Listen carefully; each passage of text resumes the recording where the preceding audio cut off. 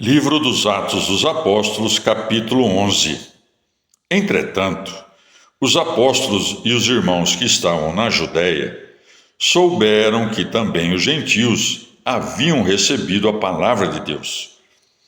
Assim, quando Pedro subiu a Jerusalém, começaram a discutir com ele os que eram da circuncisão, dizendo: Entraste em casa de incircuncisos e comeste com eles.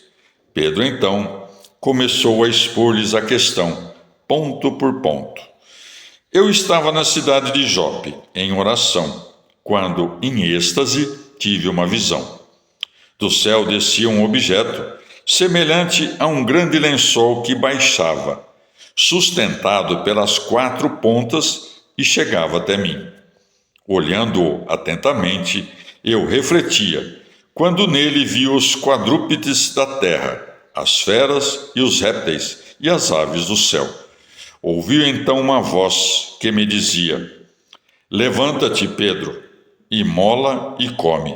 Eu respondi: De modo algum, Senhor, pois nada de profano ou impuro jamais entrou em minha boca. Tornou-me a falar a voz vinda do céu: Ao que Deus purificou, não chames tu de profano. Isto aconteceu por 3 vezes, e depois tudo foi novamente recolhido ao céu. Logo a seguir, 3 homens apresentaram-se diante da casa onde estávamos enviados de Cesareia para se encontrarem comigo. Disse-me então o Espírito que os acompanhasse sem hesitação. Foram comigo também esses seus 6 irmãos, e entramos na casa daquele homem. Por sua vez, ele nos contou como vira um anjo apresentar-se em sua casa e dizer-lhe: Manda alguém a Jope a chamar Simão, cognominado Pedro. Ele te dirá palavras mediante as quais serás salvo, tu e toda a tua casa. Ora, apenas começara eu a falar, desceu o Espírito Santo sobre eles, assim como sobre nós no princípio. Lembrei-me então desta palavra do Senhor. João, na verdade, batizou com água, mas vós sereis batizados com o Espírito Santo. Portanto, se Deus lhes concedeu o mesmo dom que a nós, que cremos no Senhor Jesus Cristo, quem seria eu para impedir a Deus de agir?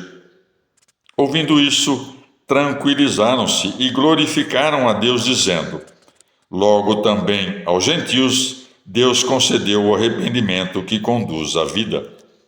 Aqueles que haviam sido dispersos desde a tribulação que sobre ele sobreviera por causa de Estevão, espalharam-se até a Fenícia, Chipre e Antioquia, não anunciando a ninguém a palavra, senão somente a judeus. Havia entre eles, porém, alguns cipriotas e sireneus.